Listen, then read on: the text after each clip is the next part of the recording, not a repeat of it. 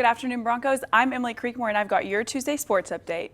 The UCO softball team went 4-1 over spring break.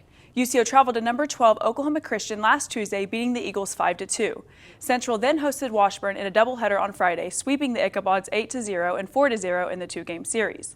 On Saturday, the Broncos remained at home hosting Central Missouri in another two-game series. Central fell short to the Mules 5-6 before getting the 9-0 run rule in Game 2 to split the series. The softball team will travel to Rogers State this Friday, where they will play in another doubleheader. First pitch is set for 3 p.m. And the UCO baseball team went 1-3 in their games this week. UCO began on Tuesday, where they hosted number 15 Rogers State at Chickasaw Bricktown Ballpark, losing 13-6. UCO then traveled to Kansas on Friday, where they faced the Pitt State Gorillas in a three-game series over the weekend. Central lost 8-12 on Friday before earning the 13-3 run rule on Saturday. On Sunday, however, the Broncos lost 11-0 in 7 innings, losing its series against the Gorillas. UCO is now 13-14 overall and 4-9 in MIAA play. The baseball team traveled northeastern Oklahoma State earlier today. First pitch began at 3 p.m. Central will return home, hosting Fort Hays State this weekend in another three-game series beginning on Friday. The UCO track and field officially kicked off their outdoor season this past weekend at the West Texas Relays.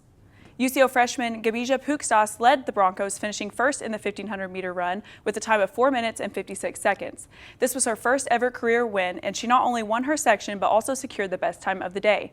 McKenna Huston also had a top 3 finish for Central, finishing second overall in the 800-meter run with a time of 2:22. UCO will remain in action as they have 5 straight weeks of competition.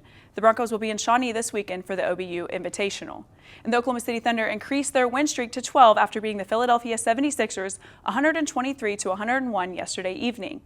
Former 76er Jared McCain received a warm welcome when he checked into the game before firing 2 back-to-back threes. McCain finished the game with 13 points, including 3 made shots beyond the arc. SGA led the offense for the Thunder, finishing with 22 points on 9 of 13 shooting to go along with 5 rebounds and 5 assists, increasing his consecutive 20-point game streak to 132.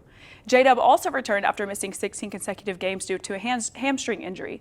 Dub finished with 18 points, 4 rebounds, and 6 assists in 20 minutes of gameplay. The Thunder will remain on the road, traveling to Boston to face the Celtics tomorrow evening, with tip-off set to begin at 6:30 p.m.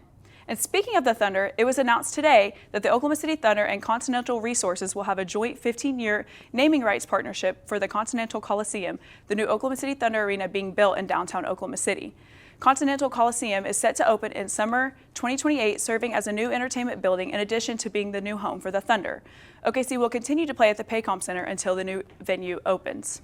Well, Zach, Abby, I've seen the pictures and videos of what the new arena will look like. Have you guys seen them yet? I've seen the pictures as well, and I think it looks great, but there's a lot of glass, a lot of transparency. I'm hoping it upholds in the Oklahoma weather. I agree. I hope so too. I definitely have seen those pictures as well, and I'm always going to root on our Thunder, so I'm definitely going to have to stop by. Absolutely. Thanks, Emily. Well, coming up,